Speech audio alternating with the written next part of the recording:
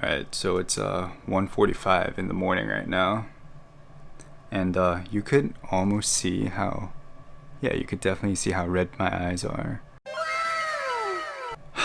But I guess I'm doing this. I'm filming this video because my 2 remaining brain cells are telling me that I should film one, because it's been a while. Don't know what your love is, I still want to try. Girl, you knocked me on the ground when you caught me in your eye. Feel like I'm falling for you, so I'm never switching sides. If I said I don't want you, then you caught me in a lie. Falling head first when I die. So I had a really long week. My school, UPenn, they instituted this opt-in pass-fail policy when the virus started getting out of hand. So many of my friends are taking classes pass-fail at home, hanging out with their dogs, passionately developing their artistry in the hopes of one day becoming a TikTok star. I had to put my own TikTok career on hold because I had to take all my classes for a grade, hopefully to get my GPA up a little bit, because I completely pooped away my freshman year. So this week alone I had to grind for 2 midterms, like 4 problem sets or something, and like so much other work, living vicariously through my friends' Insta stories. I'm kind of pissed off at my old self for being a dumb idiot, so I'd like to let you guys know what I'd say to freshman JWoo, so you wouldn't have to deal with this when the next pandemic hits. I actually didn't mean that would be terrible, but these would still be pretty useful tips for those of you who'd be coming to college soon. By the way, I'm a junior in bioengineering. If you're like old JWoo, you're probably thinking that because you've worked so hard to get into college, you might deserve some time off. I hate to break it to you, but this is just the beginning of your adulthood. If you don't want to have to play catch up later in your college career because you've fucked up big time your freshman year, like this guy, here are some things you should probably keep in mind. Every time you stay the night. Don't know what your love is, I still want to try. Girl, you knocked me on the ground when you caught me in your eye. This is especially important if you're planning on studying engineering because B.S.Es usually require way more credits than B.A.s. I'm not telling you to choose a major the first day you're at school, although they'll prove very helpful for you.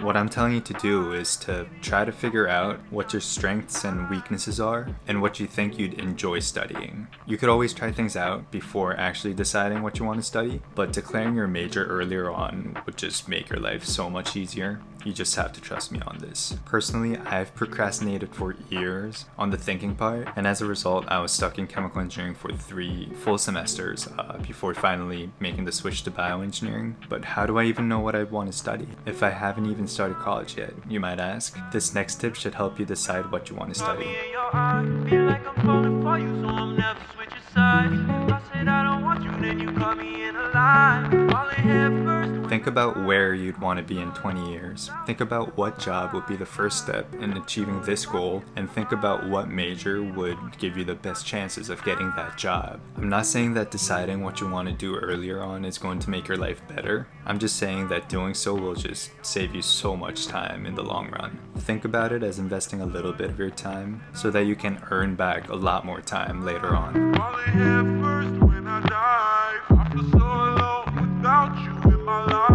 I don't know if I can survive. This goes without saying for non-engineering degrees, but you might have heard that GPA doesn't matter in engineering, and I'm here to tell you that it does. It absolutely does, like a lot. You might not need a perfect GPA, but you have to remember that looking at your GPA is the easiest and the quickest way a company is going to figure out how diligent and responsible you are. Having a high GPA can give you a little edge, but a low GPA can block your access to almost everything. It can stop you from getting your first lab job in school, which you need for your first internship, and then you'd need that first internship for your first job. So it's an endless cycle, all because of your low GPA. This is straight out of experience, so like you just gotta trust me on this. Low GPAs matter a lot. Very high GPAs may not be as important, but you should try not to get a very low GPA at the least. Also, if you thought high school wasn't that hard for you, do not assume that college would be the same. It just won't be. College courses go at a much faster pace, and if you don't put in the time and effort that the higher workload requires, you're simply not going to do well. Go to class, do the homeworks and readings, and absolutely don't leave studying until the night before the exam, because that just never works. That doesn't work in college, period.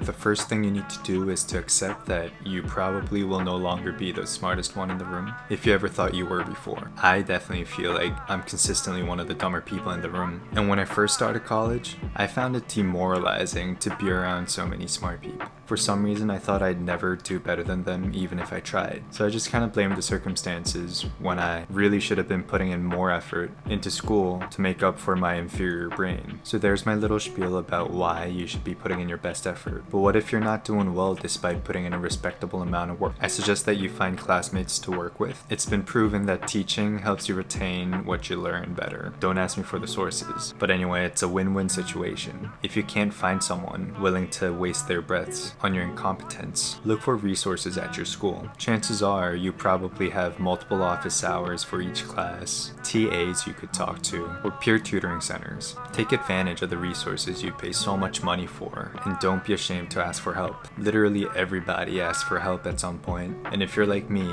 you're going to ask someone to help you on an almost daily basis, so get some practice in early. Falling for you, so I'm never switching sides. I said I don't want you, then you got me in a lie. Falling head first when I dive. Remember that you're not doing whatever it is you're doing for anyone else. Don't join a club, a frat, or a project because you're concerned about what others will think of you. Do things that you actually enjoy. Because the truth is, no one really cares. Everyone's got their own busy lives to tend to and won't spend the energy caring about you. Do and join the things you love because 4 years will fly by quicker than you think. Alright, so that's about it. I hope this could help a little bit in avoiding making the same mistakes I've made. I just really wish I could go back in time and show my old self this video. Good luck on your college career, stay safe, and remember to like and subscribe if you enjoyed watching this video. See you soon.